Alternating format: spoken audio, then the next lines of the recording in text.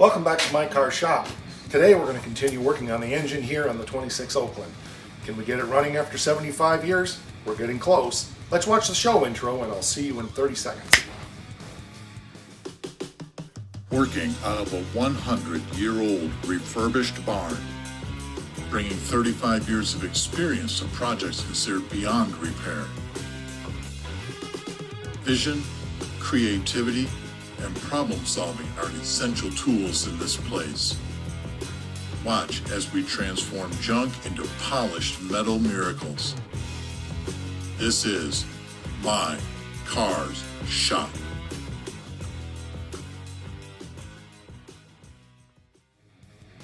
It's a busy weekend here and not sure how much time I'm going to have this weekend to be able to do things, but I definitely have a few things I want to accomplish here on the 26 Oakland.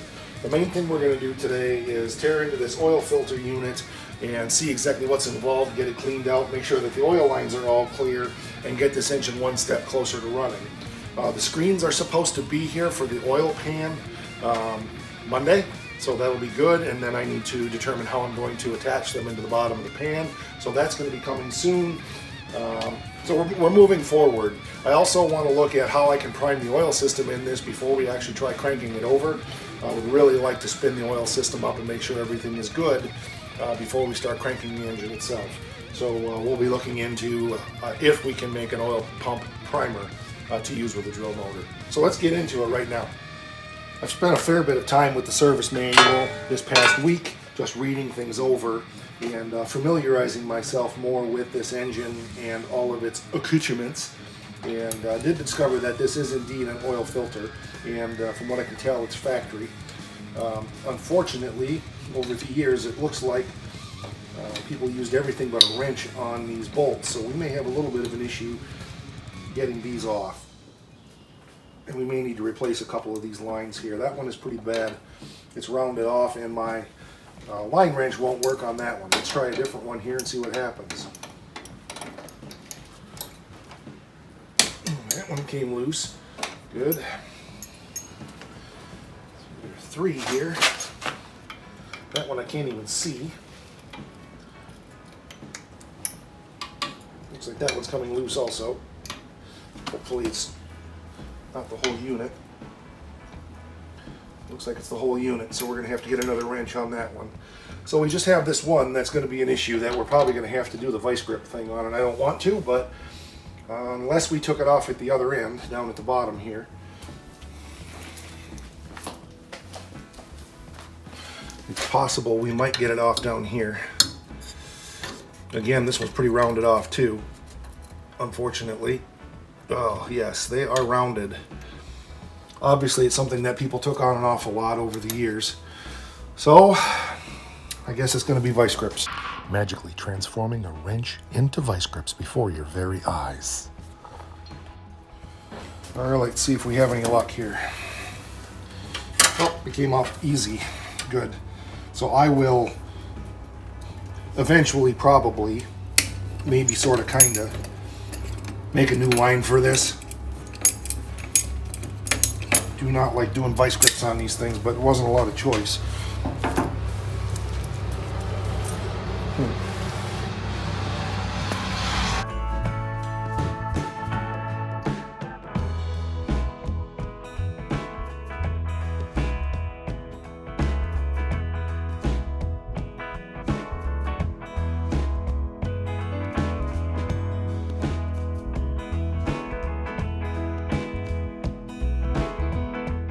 Okay, we have it over here now on our vintage 1974 workbench, and I need to take this top bracket off also. Then I need to figure out how to get it apart. I think I got an idea how it works, but having not done it before, you never really know about these things. See what it says. Connect one here. So I guess if you need to connect one, you connect one here. I'm thinking I don't know how this comes apart. I thought I did. I'm assuming it comes apart. Guess I need to do some research. So 2.3 hours later, I went through the service manuals and did a lot of research and got online. Very ambiguous. It talks about replacing the filter cartridge, and it talks about replacing the filter unit. From what I can see, this unit from what I could see before I did all that research, this unit is solid, and there's no way to get into it. So I finally gave up and called Wayne Koffel. He is one of the country's premier Oakland experts. He's been working on them since he was about that big, and he's a bit older than that now. And talked to him briefly about it, and he said, yeah, throw this away, it's junk. Don't reuse it. What a lot of guys are doing is not using an oil filter, and they just bypass it, basically put a unit in here to feed the oil around back into the block, as well as to the oil pressure gauge in the dash. Or there's a unit that you can purchase through a company in California whose name escapes me, Restoration Supply. So I've got to call into them to see about that. It's probably going to be a couple $100. I'm at 6.5 right now, so I've got to make a decision on whether or not I feel we need to put the filter in. Like I said, everybody that talking to Wayne and other things that I read online as well in some of the Oakland forums said most of the guys are just bypassing it and changing their oil. Now this is an advanced car for its age, so let me explain a couple things about it. The Oakland is a luxury car, so it was a high-end car, where in 1926 a Model T would have been selling for a few $100s. The actual original price on this car was a little over $1,000. The sale price is actually on the title. We have the original title for the car that my great-grandfather got when he purchased it in April of '26. And so you can see the price disparity here between a Model A and in Oakland. So this was a very high-end car for its day. So it would have had a lot of features and a lot of things on it that the Model T didn't, or even the Model A, which came about in 1928. I had owned a 1931 Model A. I've worked on Model Ts, I've worked on other Model A's, worked on a lot of cars of this vintage. So not any of the ones that I had worked on in the past had an oil filter on them at all. So it's not unheard of to not run an oil filter. How do I feel about that, knowing it had one? Like I said, most of the guys are changing their oil a lot faster. So I'm at 6.5 right now, and we'll see once I talk to Restoration Supply the direction we're going to go. So we're going to set this part of the project apart for now. I think for fun, I may just pull this apart at some point here just to look at how much goop and slime is inside of this. But right now, if we were to use this, as I said in the last episode or two, I'm going through puberty again, so you'll have to pardon the breaking of my voice. I didn't know that happened in your mid-50s, but it is happening. The problem with reusing this is it could put dirt back into the engine, and the filter itself is likely very plugged up. Now we know that 10 years ago or more, when we cranked it over by hand, it had oil pressure, so something is getting through there, but there's no way we're going to put this back on the car at this point. I want to talk about the fuel system, because the next step here for me is I want to get this carburetor off and start looking at that. So we've got to remove the fuel line and get that off of there. And I know I've discussed the fuel system on this car in the past, but just wanted to kind of discuss it again. Another thing that you'll find on a car of this vintage, there are things that are put on here that are rather, well, not up to factory spec, let's put it that way. And, you know, people back in the day during the Depression and so forth, they did the best they could. So I get it. I've done things like this before. But if you notice down here, we've got a twisted wire. You may not be able to see that. But the choke control cable thingy broke. And so they just twisted up a bunch of wire to hold it in place so the choke would work. Okay, that's unique, but it works. And there's another big old honking gob of twisted wire and some kind of a spring back here.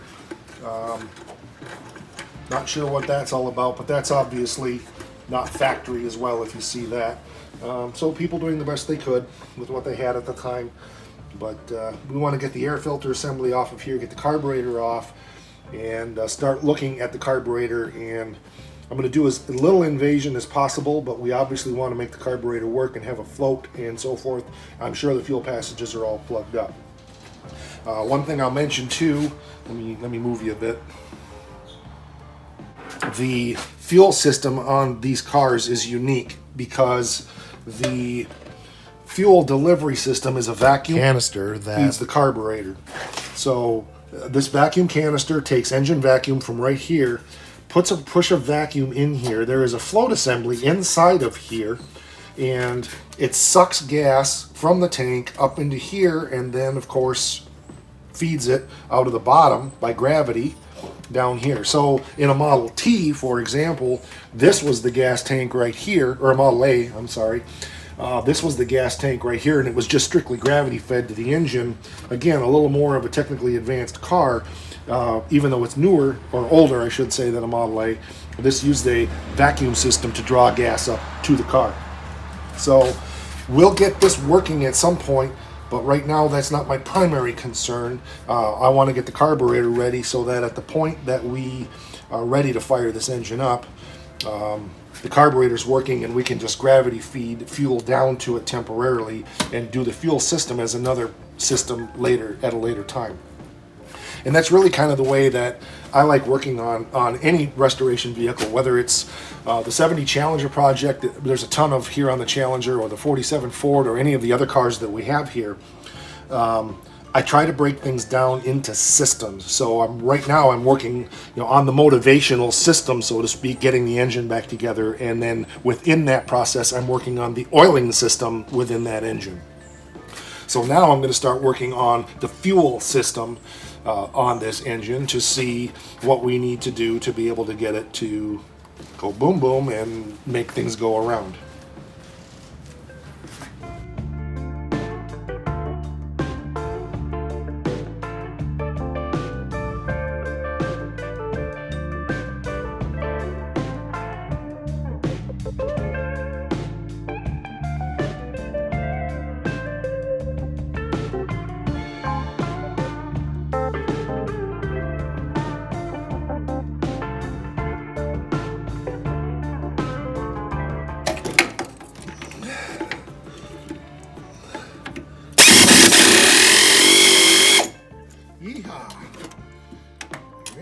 Wasn't what I was expecting, but that's fine. At least it's not a stud. Hopefully my arm's not in your way. It should be the size. Well, poop on the floor. Alright, let's try that again. Not exactly an easy thing to get at. I don't want to crawl around on the floor today.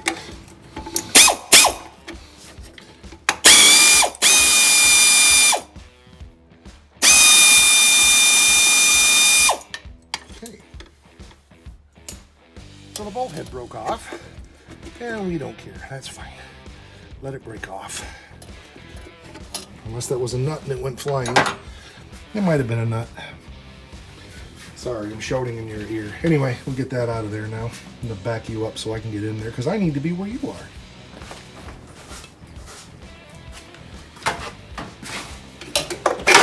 Okay, there we go. It was a nut. Okay, looked like a bolt to me, but throw the nuts down there on the floor somewhere. That's our air filter with, looks like an ashtray. It's not. I think it's a water trap, is my guess. But we'll pull that apart at some point here and take a look at that air filter, see what we got inside of there. Okay, now all we gotta do is get the carburetor bolts off, and the carburetor is gonna come right out of there. So it's just 2 half-inch bolts, I believe.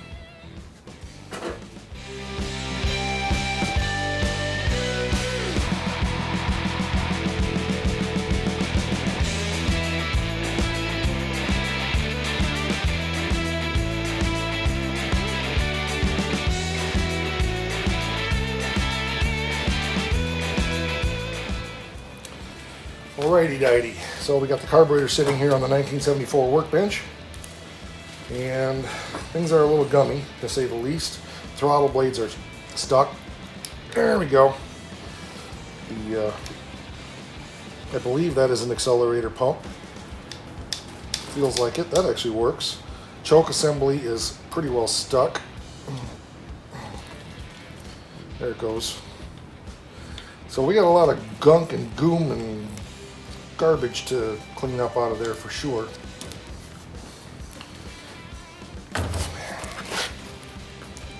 See how this comes apart.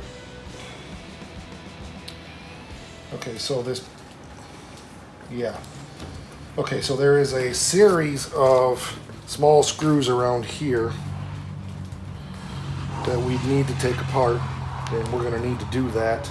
But before I take it apart, I think I want to see about whether or not I'm going to be able to even get a carburetor kit for this.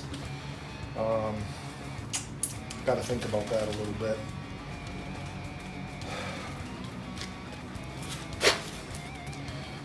I'm assuming this is an AC carburetor, but I don't know that for sure. Could be a Zenith, could be a... I'm not familiar with this specific carburetor. It's an updraft carburetor. The float bowl's down here. Let's pop the... well, the float is shaking inside. That's a good sign. Curious.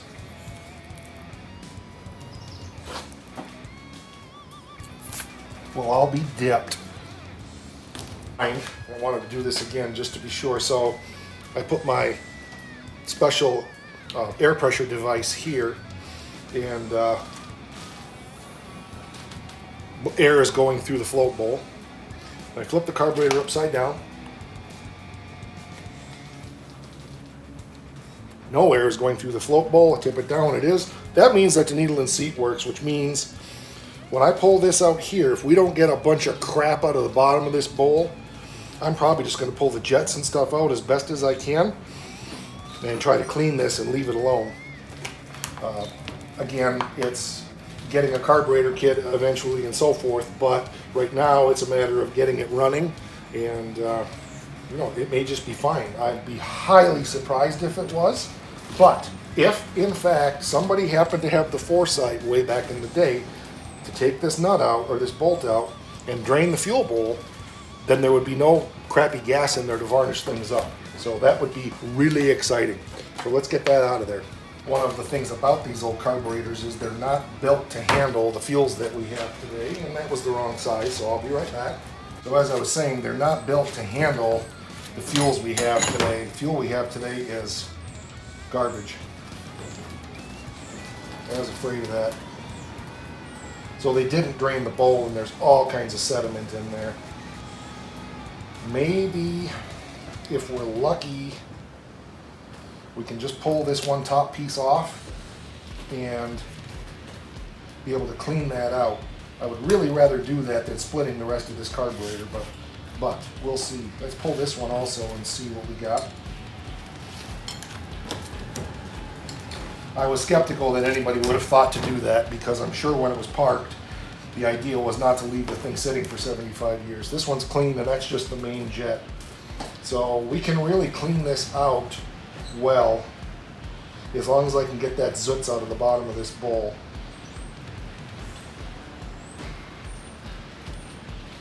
I might be able to. I think there's a good chance we can pull this apart right here. Let's go ahead and do that. I can't not clean this out, because all that sediment will dissolve with new gas and then get right in the needle and seat and just plug it up, and we'll just have nothing but problems. So 100-year-old stuff. Fun. Oh, I was going to mention the nut on the one side. There was a nut on one side and a bolt on the other. I don't remember which was which, and it doesn't much matter. I guess the nut was here. Yeah, the nut was here. The bolt was here. This nut was falling off. It was so loose. So it probably had a vacuum leak. One screw was so loose, and then this one doesn't want to come loose. That one's loose. This one here, not being nice. Screw head. I hate flathead screws. Phillips are so much easier to work with. This has definitely been apart before. There we go. Good. The screws are all munged up. I'm hoping that the gaskets aren't stuck really bad, but I can make this gasket if I have to, so not the end of the world. And when I talk to the guys in California, we'll find out if they offer carb kits for this. I don't know where to begin to look for one, but that's the beauty of today's day and age, is we can just get online and find stuff. Okay, so that's loose. Oh, that came right out. Good. And this filter screen looks good. Okay, let's get you over here and see some of the zoots that's in here. So interesting. I don't know what. Well, that's where the needle and seat is. Never mind. Okay, but yeah, so let's get you over here. So if you look down in here, let's see if you can see that. There you go. There's all kinds of stuff. That's not good. We got to get all that out of there. So what happens here is fuel comes in through here, flows through a tube that comes over to here, and then it spills into this area here. And then that fills up and goes up with this lid on here and that spring. That spring holds it against the bottom of this glass. And then that filters up and then drops down into the fuel bowl where the needle and seat is. So I think we're going to be able to, hopefully this isn't too bad. I'm just going to poke this gently. Oh, it's not bad. Yeah, there's definitely debris in there, but it's all in the bottom. And I'm thinking,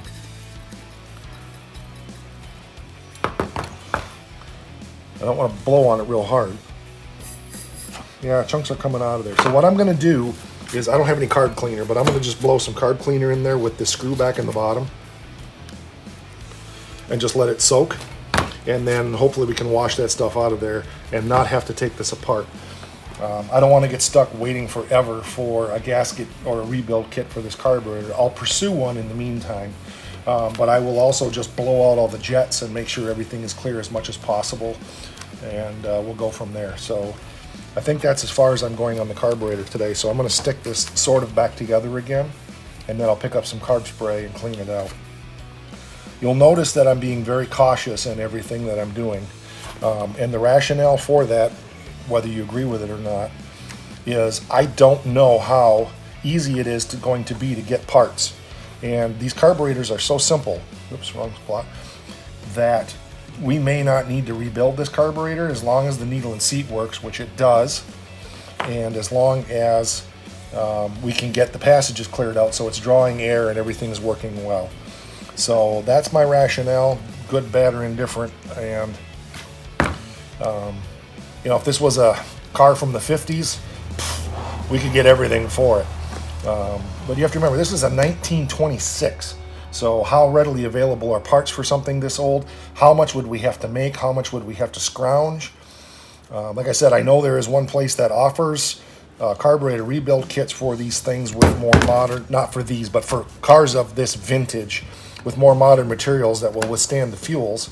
So we'll pursue it and we'll look for it. If we get it before we need the carburetor, then we'll probably pull it apart. But we don't want to get bogged down in the minutia and lose sight of the big picture here. So that's my diagnosis on the carburetor. I think by cleaning out the jets, it's going to work just fine, and we'll be able to utilize it as it is with just a little cleanup and some soaking.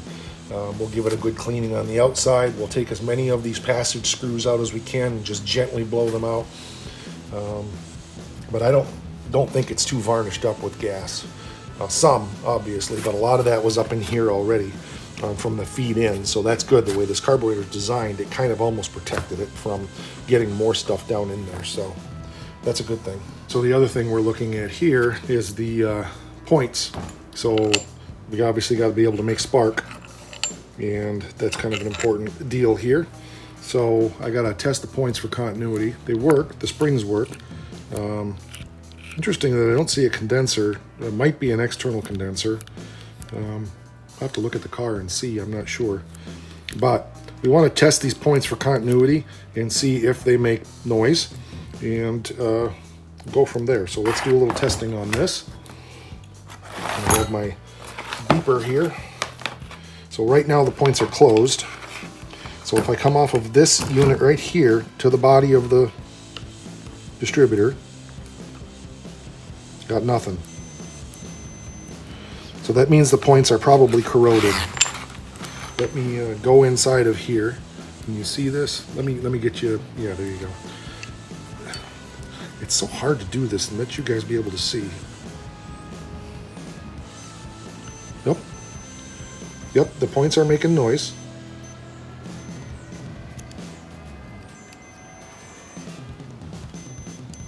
Okay, so let's open it.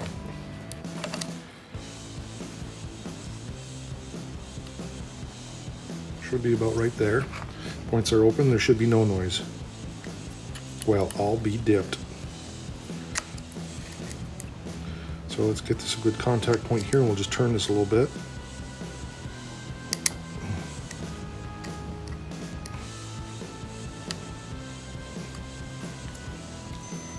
And we have contact.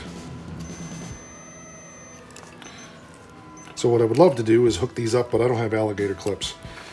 But I think we're okay on the points, so we don't need to clean those.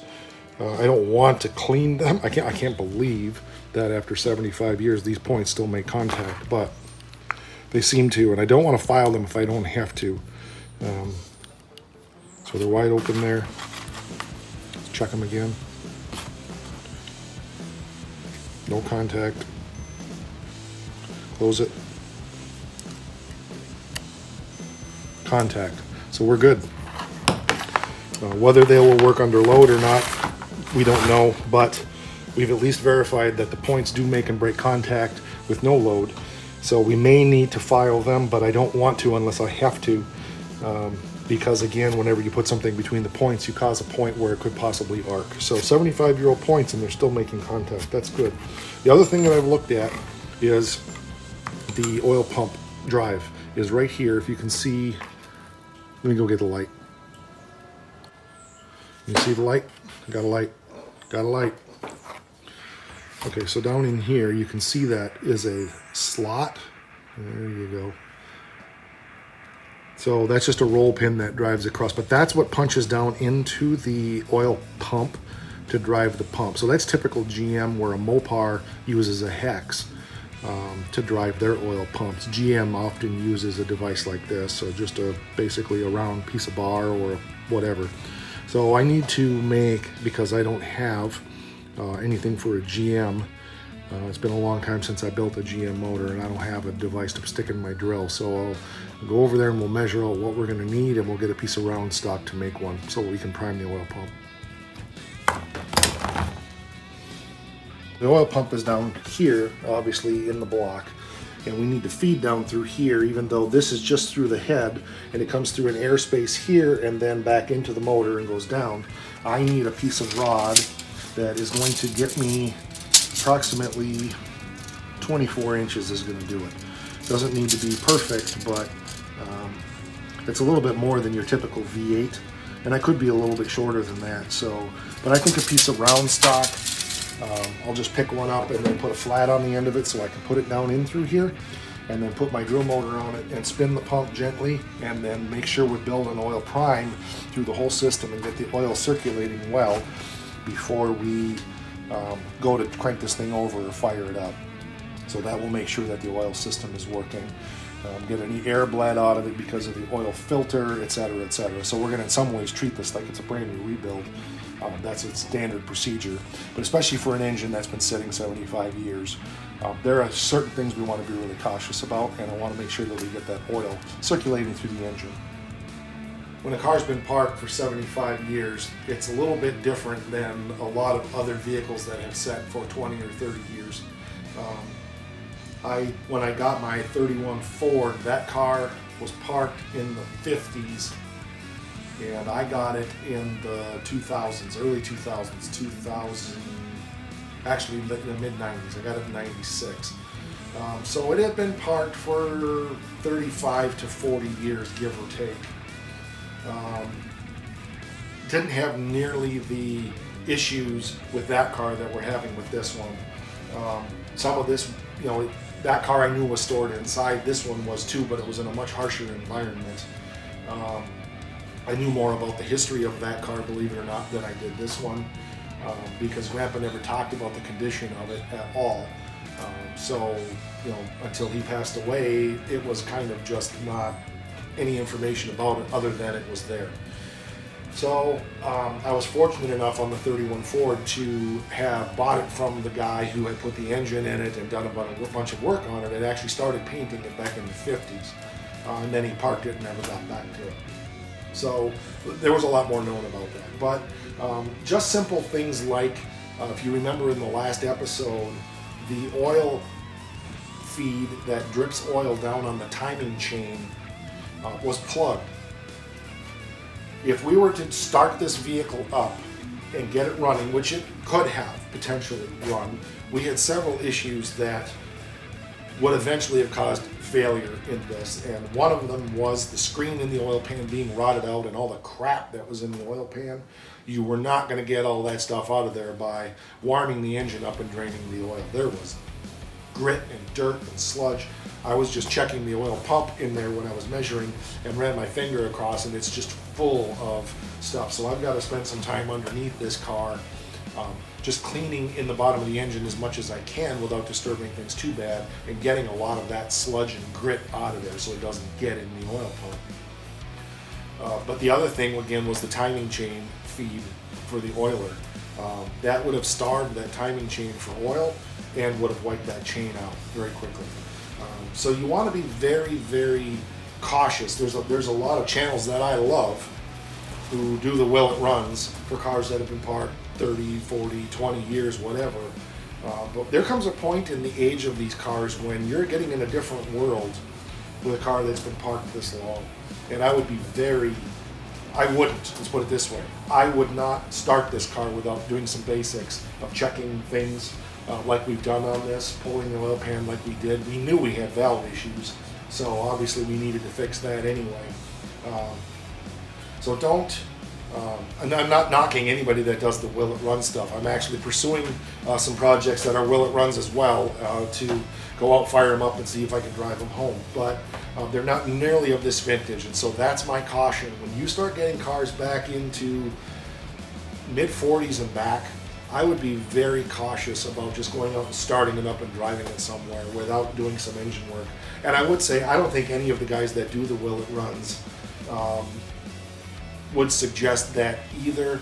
A lot of times they get them running and then they get them ready to sell. I know Derek over at Vice Grip does things differently, but he's dealing with cars in the 60s and newer for the most part. So that's a little different scenario there, and most of that stuff has been 20 or 30 years parked, and I think that window of time is good. He's brilliant, and I know he knows his stuff. So again, please don't think I'm knocking what Derek and guys like him do. I'm just saying, when you get into a car that's 100 years old, that's been parked for 75 years old, oil turns into shellac. It turns into hard balls of stuff where it's exposed to the air.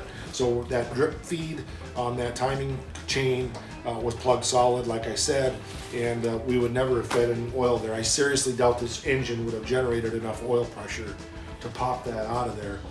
It took just about full shop air to get it to come out. So just a word of caution on the idea of will it run. Yes, I'm all for it. I believe it's great. I love watching those episodes.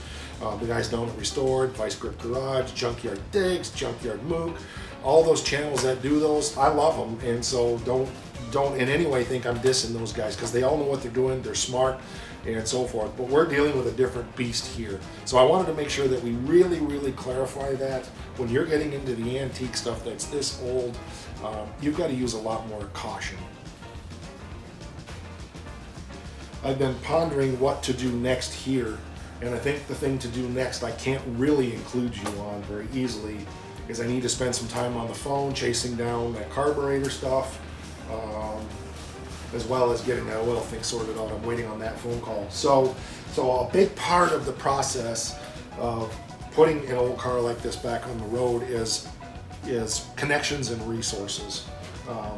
Back 30, 40 years ago when I started this stuff, it was all word of mouth, and thank God there was old timers around that could help us with this stuff. When I did my Model A, there was a guy in town where I lived who had done 20 or 30 Model A's probably. Grant was great, and he was more than willing to answer any questions that I had.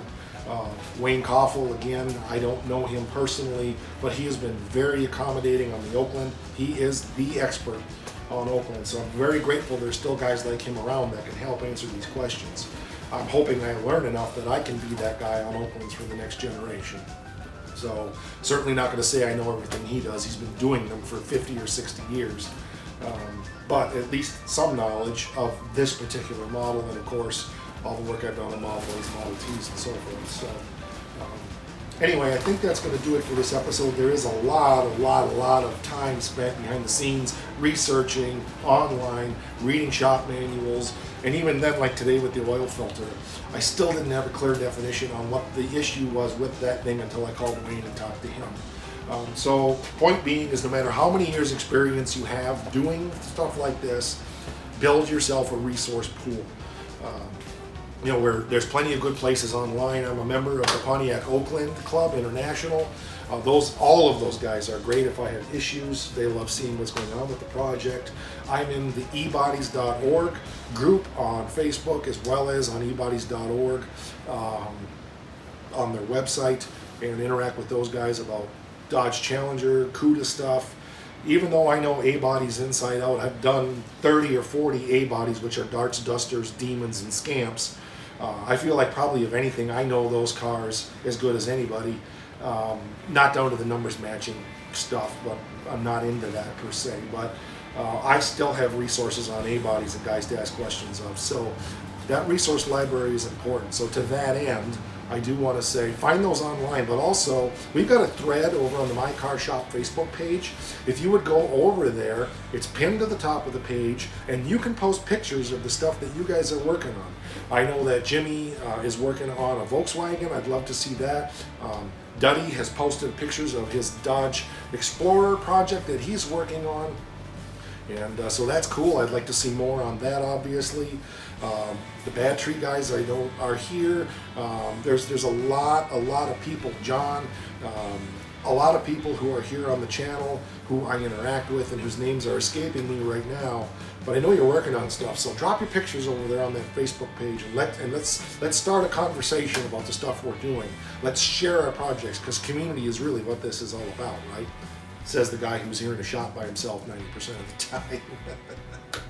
So that's going to do it for this episode. As I mentioned, we're on Facebook /MyCarShop. We're on Instagram /MyCarShop. And don't leave the channel. I looked yesterday and we're at 130 some episodes now on the channel, and they're growing every day. We put out videos on Tuesdays, Fridays, and Sundays. And I've got a drawing coming. I forgot about that. Super Clean agreed to do a drawing with us, so that one of you lucky viewers, if you have a U.S. mailing address, you can win some Super Clean products. So it's going to be a can of the degreaser spray and I think a spray bottle. So there's going to be a special episode coming on that this very week to lay out the details of that drawing, what's required, and how you can win some of that Super Clean product. As always, guys, thanks for being here, and rock.